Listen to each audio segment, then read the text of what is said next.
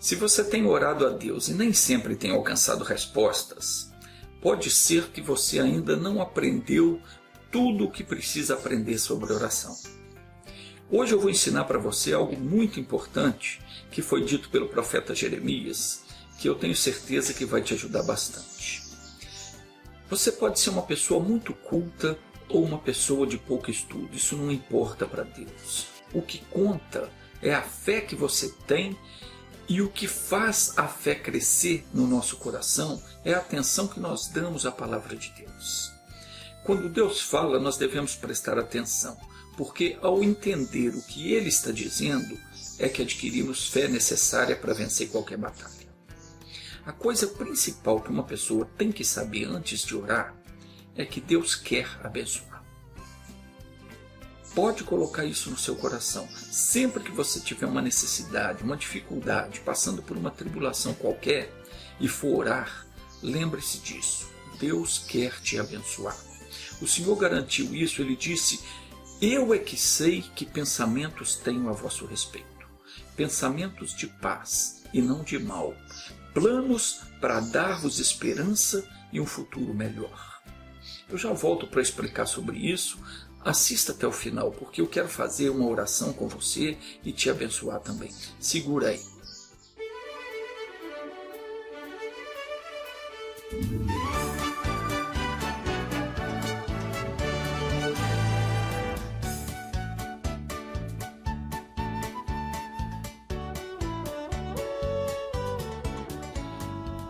Em Jeremias, capítulo 29, versículo 11, está escrito assim: eu é que sei que pensamentos tenho a vosso respeito, diz o Senhor. Quais os planos eu tenho para vós? Pensamentos de paz e não de mal, ou seja, planos para fazê-los prosperar e não lhes causar dor ou prejuízos. Planos para dar-vos esperança e um futuro melhor. O Senhor Deus está dizendo aqui que os pensamentos dele a meu respeito, a seu respeito, são pensamentos de paz. Os planos dele para nós são de prosperidade e paz. Planos de nos dar esperanças e um futuro melhor. Estes são os planos de Deus para nós. E para Deus não importa quem você seja, não importa qual é a sua religião, não importa qual a posição que você ocupa na sociedade. O que importa para Ele é o quanto você confia nele. Se você confiar no que Ele está dizendo, confiar no plano dele a seu respeito, que é para te dar paz e prosperidade, então já é um bom começo. Ao confiar nisso que Ele está dizendo, você já está dando um passo enorme para alcançar a bênção que você deseja. Crer no que Deus fala é fundamental para obter respostas para as nossas orações. Mas tem mais. No versículo 12 está escrito assim: então me invocareis. Você tem que invocar Deus. O primeiro passo é crer. Depois você tem que invocar. O que é invocar? É chamar a atenção, é atrair a atenção de Deus para você, é trazer a presença de Deus até você. E como é que se faz isso? Recorrendo aos testemunhos que nós recebemos dele. Nós invocamos a Deus quando nós vamos até Ele através daquilo que Ele nos falou. Por exemplo, quando Deus chamou Abraão, Deus falou com ele: sai da casa do teu pai, da tua parentela, e vai para a terra que eu te mostrarei. E eu de ti farei uma grande nação, e te abençoarei, e te engrandecerei o nome. Então o que foi que Abraão fez? Abraão então falou: ah, tá bom, então só quer me abençoar, muito obrigado, né? Beleza, foi isso que ele fez? Não, claro que não. O que Abraão fez? Diz aqui no livro de Gênesis, capítulo 12, versículo 8. Está escrito que Abraão edificou um altar ao Deus que lhe aparecera e invocou o nome do Senhor. Ou seja, ele não simplesmente ouviu o que Deus prometeu e ficou grato, não. Ele edificou um altar. O que é edificar um altar? Espiritualmente falando, é você enaltecer Deus no seu coração. É se alegrar com a promessa que Ele te fez e louvar o nome dEle com alegria e com prazer. Então, ele edificou um altar e reivindicou aquilo que Deus disse que faria para ele. Isso é invocar. É você pegar o que Deus prometeu e clamar diante dele por aquilo que ele te prometeu. Vamos ver aqui um outro exemplo. Eu já falei disso em outra ocasião, quando Esaú vinha com 400 homens armados para matar Jacó. Como é que foi que Jacó invocou ao Senhor? Está escrito assim em Gênesis 32, versículo 9. Disse mais Jacó: ó Deus de meu pai Abraão. Jacó invocando a Deus. Olha como é que ele fez. Ele disse: ó Deus de meu pai Abraão, Deus de meu pai Isaque, ó Senhor, que me disseste: volta para a tua terra e para a tua parentela, que eu te farei bem. Quer dizer, Jacó pegou a promessa que Deus tinha feito para ele, que Deus falou para ele que para ele voltar para a terra dele, que ia fazer bem a ele. Então Jacó pegou aquilo, e quando ele se viu em aperto, porque o seu irmão Esaú vinha contra ele com 400 homens armados para o matar, então ele invocou a Deus com aquela promessa que Deus tinha feito. Ele disse: ó Senhor, que me disseste que me faria bem. Ele pegou o que Deus havia prometido e clamou a Deus naquilo ali. Isso é invocar a Deus. E ele orou a Deus. E Deus então não pôde deixar de atender. É assim que você tem que invocar a Deus. É assim que se invoca a Deus. É trazendo à memória a promessa que ele fez. E sobre aquela promessa, então, nós devemos clamar. Voltando aqui em Jeremias, no versículo 12, diz: então me invocareis e andareis nos meus caminhos, e orareis a mim, e eu vos ouvirei. É preciso andar nos caminhos de Deus, para que ele nos ouça. Eu já falei também num outro vídeo sobre o rei Ezequias, quando ele esteve doente. Deus mandou o profeta Isaías ir visitá-lo e dizer para ele colocar a casa dele em ordem, porque havia chegado a hora dele. Ele ia morrer. E o que foi então que o rei Ezequias fez? Vamos ler, está escrito em 2 Reis, capítulo 20. Está escrito assim: naqueles dias, Ezequias adoeceu de uma enfermidade mortal. E veio ter com ele o profeta Isaías, filho de Amós, e lhe disse: assim diz o Senhor: põe em ordem a tua casa, porque morrerás e não viverás. E então virou Ezequias o rosto para a parede e orou ao Senhor, dizendo: lembra-te, Senhor, peço-te de que andei diante de ti com fidelidade, com inteireza de coração, e fiz o que era reto aos teus olhos. E chorou muitíssimo. Antes que Isaías tivesse saído da parte central da cidade, veio a ele a palavra do Senhor, dizendo: volta e dize a Ezequias: assim diz o Senhor, o Deus de Davi teu pai: ouvi a tua oração, vi as tuas lágrimas, e eis que eu te curarei. Ao terceiro dia subirás à casa do Senhor, e acrescentarei aos teus dias 15 anos, e das mãos do rei da Síria te livrarei. A ti e a esta cidade defenderei, por amor de mim e por amor de Davi meu servo. Então, como é que Ezequias invocou a Deus? Ele trouxe à memória de Deus o fato de que ele andava de acordo com a vontade do Senhor. Ele disse em versículo 3: lembra-te, Senhor, peço-te que andei diante de ti com fidelidade, com inteireza de coração, e fiz o que era reto aos teus olhos. E isso tocou o coração de Deus. Deus vê o modo como nós damos atenção ao que ele fala. E Deus observa como é o nosso coração para com ele. Ele sabe o quanto nós nos importamos em obedecer o que ele diz. Ele conhece o nosso coração. Está escrito no Salmo 139 que ele sabe quando me assento e quando me levanto. De longe, ele conhece os meus pensamentos. Ele esquadrinha o meu andar, o meu deitar, e conhece todos os meus caminhos.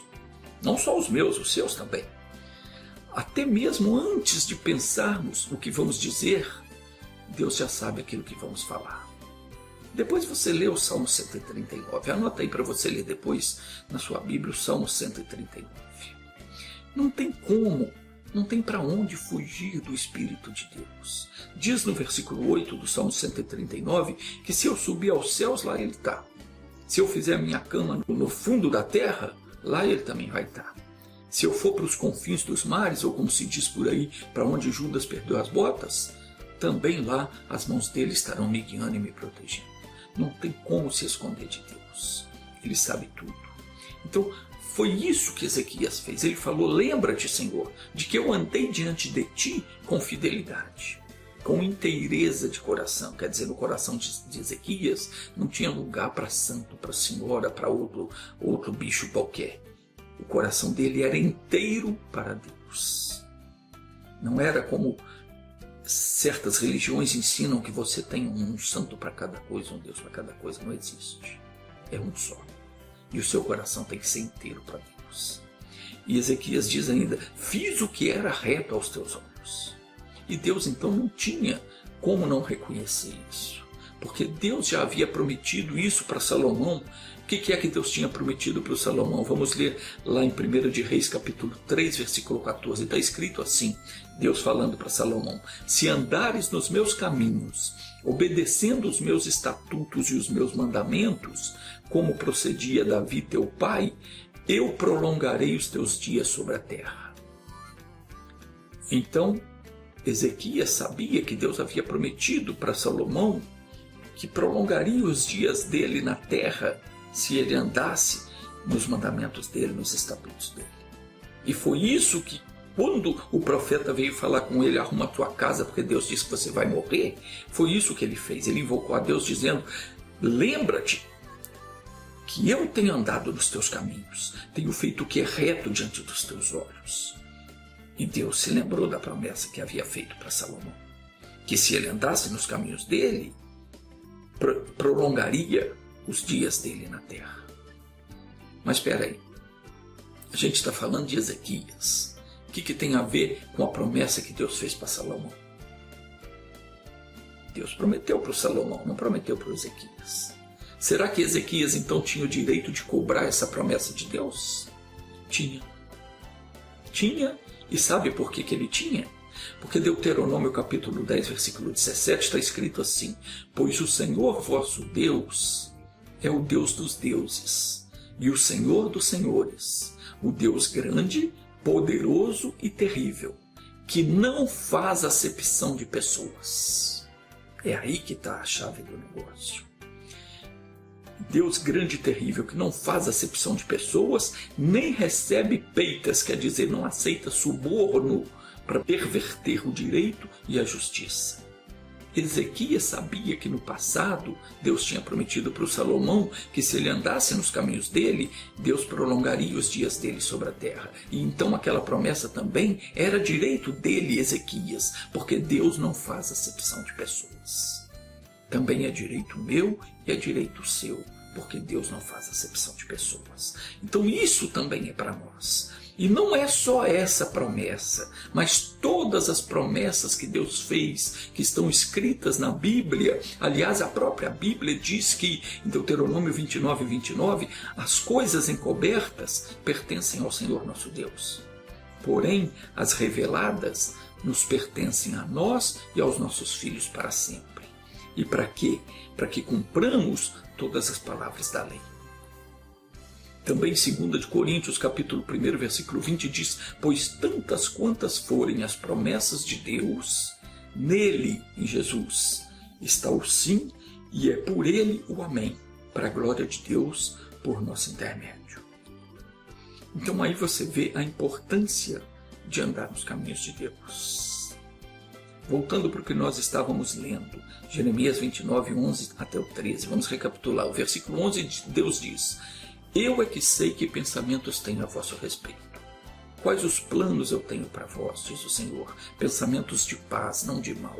Ou seja, planos de fazer prosperar e não lhe causar dor nem prejuízo. Plano para dar-vos esperança e um futuro melhor.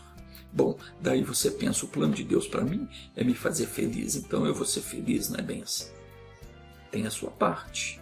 O que você precisa fazer então para que esse plano se cumpra na sua vida? No versículo 12 ele diz: então me invocareis e andareis nos meus caminhos e orareis a mim e eu vos ouvirei. Você precisa invocar Deus, precisa andar nos caminhos dele, precisa orar a ele. Ele disse: orareis a mim. É a ele que você tem que orar. Não é para a ave marinha, nem para a tartaruga marinha, nem para o São Gavião, está entendendo? Temos que orar para Deus. E quando você fizer isso, Ele garantiu que vai te ouvir. Mas no versículo 13, ele faz uma advertência. Diz assim, versículo 13: buscar-me-eis e me achareis, quando me buscares de todo o vosso coração. Tem que ser de todo o coração. Quando eu for orar, quando eu for buscar ao Senhor, não pode ter nada me atrapalhando. Jesus ensinou aos discípulos a orar. Ele disse: tu, quando orares, entra no teu quarto e, fechando a tua porta, ora ao teu Pai que está em secreto. E o teu Pai que vem em secreto vai te recompensar. Vai orar? Vai buscar a Deus? Se desligue de tudo. Esqueça tudo que está ao seu redor. Eleve o seu pensamento a Deus e não deixe nada interferir na sua comunhão com Deus. Você precisa se elevar até o trono de Deus. A oração é uma audiência com o Rei dos Reis. Você não pode querer a atenção de Deus se você não está dando total atenção a Ele. Eu não posso orar prestando atenção ao que se passa ao meu redor. Deus disse que vai me ouvir quando eu o buscar de todo o coração. Quando a minha atenção estiver voltada só para Ele, quando o meu desejo, quando o desejo do meu coração for me encontrar com Ele, é assim que se deve orar. De outro modo não adianta. Quando Jesus ia orar, veja o que ele fazia. Mateus capítulo 14, versículo 23, está escrito assim: tendo-as despedido, quer dizer, Jesus despediu a multidão que estava com ele, subiu ao monte para orar à parte. Ao anoitecer, estava ali sozinho. É preciso se desligar do mundo para se chegar a Deus. Se você está orando, prestando atenção no que a criança está fazendo, ou se está olhando o que se passa ao seu redor, prestando atenção no cachorro, no gato, esquece. Sua oração não vai passar do teto. Não precisa nem orar. Está perdendo tempo. Se você vai orar, mas está preocupado com outra coisa, ou o seu pensamento está em outro lugar, não ore, é perda de tempo. Se você vai orar, mas você se coloca diante de uma estátua qualquer, diante de um santo, ou daquela que você diz que é sua senhora, nem ouse mencionar o nome de Deus. Nem ouse mencionar o nome de Deus. Você vai estar cometendo sacrilégio e abominação. E ao invés de bênção, você estará se colocando debaixo da maldição. Porque está escrito em Jeremias capítulo 11, versículo 3, assim diz o Senhor, o Deus de Israel: maldito é aquele que não atentar para as palavras dessa aliança. Que aliança? Qual é a aliança que Deus fez com o homem? Qual é o primeiro mandamento? Se você não se lembra, vamos ler então em Êxodo capítulo 20, versículo 2 ao 5. Deus disse: eu sou o Senhor, teu Deus, que te tirei da terra do Egito, da casa da servidão. Não terás outros deuses diante de mim. Não farás para ti imagem de escultura, nem semelhança alguma do que há em cima nos céus, nem embaixo na terra e nem nas águas debaixo da terra. Não te encurvarás a elas, nem as servirás, porque eu sou o Senhor teu Deus. Então preste bastante atenção nisso, porque por estas coisas vem a ira de Deus sobre as pessoas. Aliás, ele declarou que é Deus zeloso e que visita a iniquidade dos pais nos filhos até a terceira e quarta geração daqueles que o aborrecem. Mas diz também que usa de misericórdia com milhares dos que o amam e guardam os seus mandamentos. Um último detalhe a se observar é qual é a melhor hora para se fazer oração. Um certo sujeito ele dizia que ele preferia orar de noite, porque de noite a maioria estava dormindo, então a fila de espera era menor. Não tem nada a ver. Quando é de noite aqui, do outro lado do mundo é dia. E além do mais, Deus não dorme nunca. E também não tem fila de espera para ser atendido no céu. Isso é papo furado. Mas tem uma hora para se orar. E que hora é essa? Quando Jesus estava para deixar esse mundo, ele disse para os discípulos, está escrito João 16, 22, está escrito assim: outra vez vos verei, e o vosso coração se alegrará. E naquele dia nada me perguntareis, ou nada me pedireis. Em verdade eu vos digo que se pedirdes alguma coisa ao Pai em meu nome, Ele vos-lo-á de dar. Então preste atenção aqui. A melhor hora para a gente orar é naquele momento que o nosso coração está fervendo com aquela palavra que nós ouvimos da boca de Deus. Porque aquela palavra que toca no nosso coração é Jesus. Sentiu o coração arder? É Jesus que está te visitando. É naquela hora o que você pedir, Ele fará. Ele disse, João 16, 24, até agora nada pedistes em meu nome. Pedi e recebereis para que o vosso gozo seja completo. Aí você diz, mas eu tenho pedido tanta coisa em nome de Jesus. Mentira, não tem. Você pensa que tem pedido, mas na verdade você só pede em nome dele quando ele está presente no seu coração. E quando você sente arder o coração com a palavra que você ouviu e entendeu, quando vem do coração aquele mover, aquela alegria que você se emociona, que você não consegue conter, naquela hora ele está te visitando. Naquela hora ele está aí, pertinho de você. Então é só pedir o que você quiser. A sua alegria vai ser completa, porque ele prometeu e ele vai cumprir. Conseguiu entender? Sentiu a presença de Deus falando no seu coração? Então chegou a hora de você orar. Você já aprendeu como invocar a Deus. Então agora é só ver qual é a sua necessidade e falar com Ele. Pega aquilo que Ele te prometeu, aquilo que você entendeu e ore. Porque nessa hora Ele vai estar te ouvindo. Eu vou te ajudar nessa oração. Feche os teus olhos. Pai, ouça o que essa pessoa está te pedindo. Fale com Deus agora, vai, peça a Ele, entendeu? Aquilo que você necessita, de acordo com aquilo que você entendeu, que Ele te prometeu. Olha que Ele prometeu dizendo que os planos dele para você são planos de paz e de prosperidade. Então peça o que você precisa. Pai, o Senhor é quem sabe os planos que o Senhor tem para essa pessoa. Planos de prosperidade e paz. Planos de dar a ela esperanças e um futuro melhor. Senhor, perdoa os pecados, cura as enfermidades do corpo, tira as amarguras da alma, ilumine o entendimento dessa pessoa e ajude ela a se acertar na vida. Em nome de Jesus, eu vou te abençoar agora. Levante as suas mãos para receber a bênção. Que o Senhor lhe dê entendimento e direção, e que a mão do Senhor seja sobre você, guardando, protegendo e te livrando de todo mal. Receba essa bênção em nome de Jesus. E se você crê, diga, eu recebo essa bênção. Diga amém. Graças a Deus.